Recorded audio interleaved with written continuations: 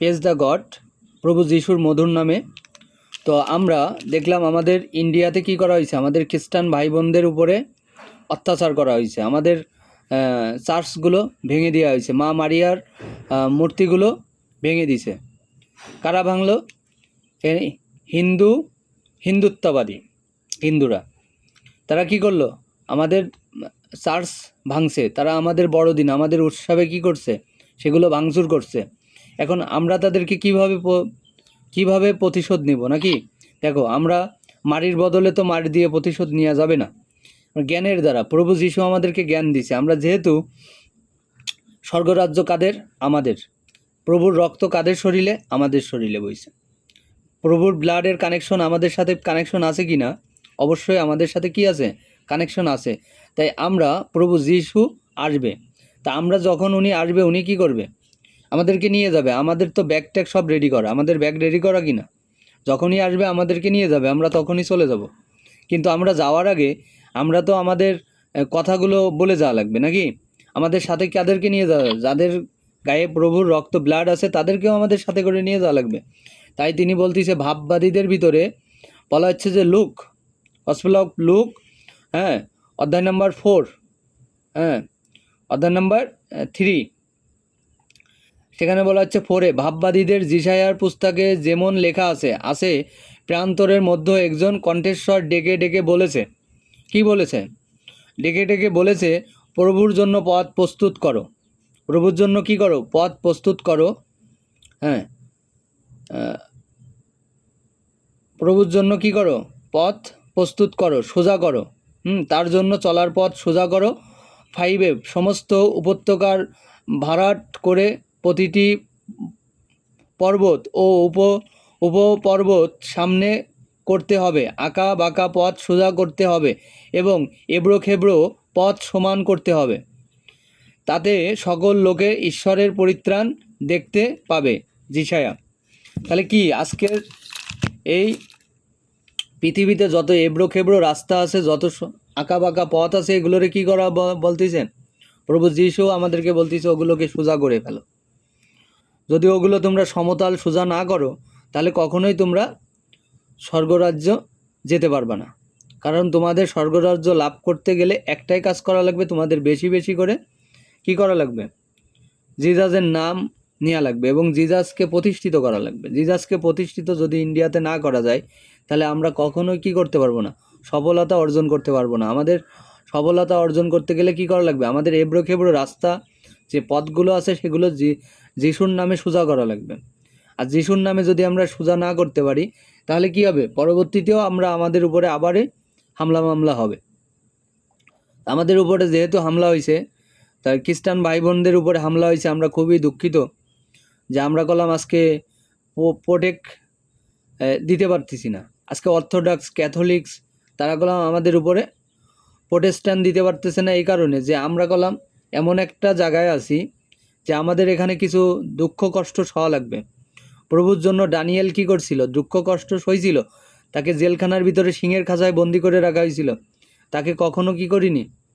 তাকে চিন্তাও করিনি যে কি করা হবে না, তাকে খাইনি। তাহলে অনেকে আমাদের ভাববাদীদের ভিতরে অনেকে কি হয়েছে? অনেক দুঃখ কষ্টের ভিতর দিয়েই তারা দিন পার করছে, কিন্তু দিন পার করার পরেও কি হয়েছে? তারা তাদের কাজকে চালিয়ে গেছে। তাই আমরা আজকে সঠিকভাবে সঠিক জ্ঞান আহরণ করতে পারছি। আজকে আমাদের যে সঠিক জ্ঞান পাইছি আমরা, যিশুতে আমরা আসার কারণে আমরা যে জ্ঞান পাইছি, আমরা মধুর বাণী পাইছি, আমরা জানছি যে আমাদের ব্লাডে, রক্তের ভিতরে যিশুর রক্ত আছে। এই যে আমরা জ্ঞানগুলো পাইছি নাকি, তাই আমাদেরকে এমনই জ্ঞানগুলো তাদের মাঝেও পৌঁছে দেওয়া লাগবে যেভাবে সোজা হবে। যখন তারা সোজা হয়ে যাবে, এবড়ো খেবড়ো রাস্তা ভালো হয়ে যাবে। তারা যেহেতু হামলা করছে, বিপরীতে তো আমরা হামলা করতে পারবো না। প্রভু যিশু আমাদের কখনো এগুলো শেখায়নি। আমরা তাদেরকে ভালোবাসার মাধ্যমে তাদেরকে আমরা আমাদের সঠিক জ্ঞানটা পৌঁছে দেব।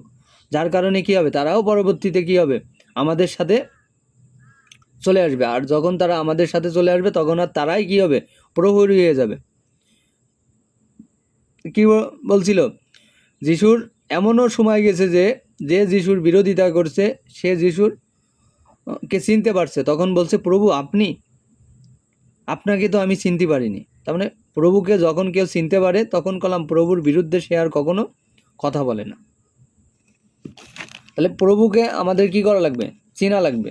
প্রভুকে যদি আমরা চিনতে না পারি, যে আমাদের এবড়ো খেবড়ো রাস্তা যদি আমরা সোজা না করতে পারি, তাহলে আমাদের এই পৃথিবীতে যে আমরা যে তার বাক্য পৌঁছে দেব, কিভাবে পৌঁছে দেব?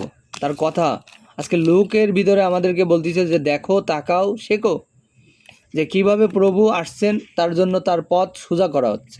তার এবড়ো খেবড়ো রাস্তাকে বাঁকা ছিল, তাকে সোজা। আমরা কি সোজা করতে আসছি না? আমরা বললাম সোজা করতে আসছি। সোজা করতে আসে আমাদের তো অনেক কিছু সহনশীল করা লাগবে, কারণ এই দুনিয়া, এই পৃথিবী, এই পথগুলো, এই মৃত্তিকা, এই ধরাতে যা কিছু আছে সবই এবড়ো খেবড়ো অবস্থায় আছে। সেগুলোকে সোজা করার জন্যই তো আমাদেরকে প্রভু পাঠাইছে, নাকি? প্রভু আমাদের জন্য কি হয়েছে? জীবন্ত ক্রুশে গেঁথে গেছে। সে আমাদের জন্য জীবন্ত গেঁথে গেছে। যদি সে জীবন্ত গেঁথে না যেত, তাহলে আমরা কখনো জানতেও পারতাম না যে প্রভু আমাদেরকে কি বলে গেল। প্রভু আমাদের এই যে জ্ঞান দিয়ে গেল, যে তার বাণী আমাদের কাছে দিয়ে গেল। আমাদের বলা হচ্ছে যে তোমাদের অর্থ সম্পদ তার থেকেও দামি কি জিনিস? তোমাদের জ্ঞান। তোমাদের জ্ঞান যে বাক্য, প্রভুর বাক্য রূপার চেয়েও কি খাঁটি? প্রভুর বাক্য স্বর্ণের চেয়েও খাঁটি। প্রভুর বাক্য হীরার চেয়েও খাঁটি। প্রভুর বাক্য মণিমুক্তার চেয়েও খাঁটি। মানে কি আমাদের কাছে যে জ্ঞান আছে, জ্ঞানগুলো কি? প্রভুর বাক্য। তাই প্রভুর বাক্য কলম সঠিক হবে। তাই প্রভুর বাক্য তুমি যখনই প্রয়োগ করবা, তখন সেগুলো তার ফলবান হবে, ফল দিবে। যেমন প্রভু এক কৃষককে কিছু বীজ দিল, এবং সে বীজ সমস্ত জায়গায় ছড়ালো। কোথায় ছড়ালো? বিভিন্ন জায়গায় ছড়িয়ে দিল। কিছু বীজ পড়লো পাথরে, হ্যাঁ, সেগুলো জন্ম নিতে পারলো না। কিছু বীজ পড়লো মৃত্তিকাতে, কিন্তু কি হলো? পানি আসলো না। বৃষ্টির অভাবে সেই বীজগুলো ফলন দিল না। কিছু বীজ পড়লো উর্বর জমিতে, কিন্তু সেখানে পানিও আসলো, উর্বর ছিল। কিছু বীজ পড়লো কাটা ঝোপে, সেগুলো কখনোই ফলবান হলো না। তো প্রভু আমাদের বীজ বপন করতে বলছে। আমরা যদি সঠিকভাবে বীজ বপন না করি, আমরা কখনো কার্যকর সিদ্ধি অর্জন করতে পারবো না। তাহলে আমাদের হয়তোবা এমন কোনো বীজ কাটা ঝোপের ভিতরে পড়ছে, সেগুলো আমাদের উপরে আক্রমণ করছে, হ্যাঁ, যেগুলো রুগ্ন উগ্রতা, হ্যাঁ। তার মানে সঠিক জায়গায় আমরা বীজ বপন করতে পারিনি। যদি আমরা সঠিক জায়গায় বীজ বপন করতে পারতাম, আমাদের উপরে কখনোই হামলা হতো না। কখনোই কি হতো না? হামলা হতো না। তার মানে যারা আমাদের উপরে হামলা করলো, তাদেরকে কাছে আমরা যে বীজ বপন করেছি, বীজগুলো সব ব্যর্থ হয়েছে, অসফল হয়েছে, হ্যাঁ। তাহলে এই রকম বীজ বপন করে আমাদের কি হয়েছে? লস হয়েছে।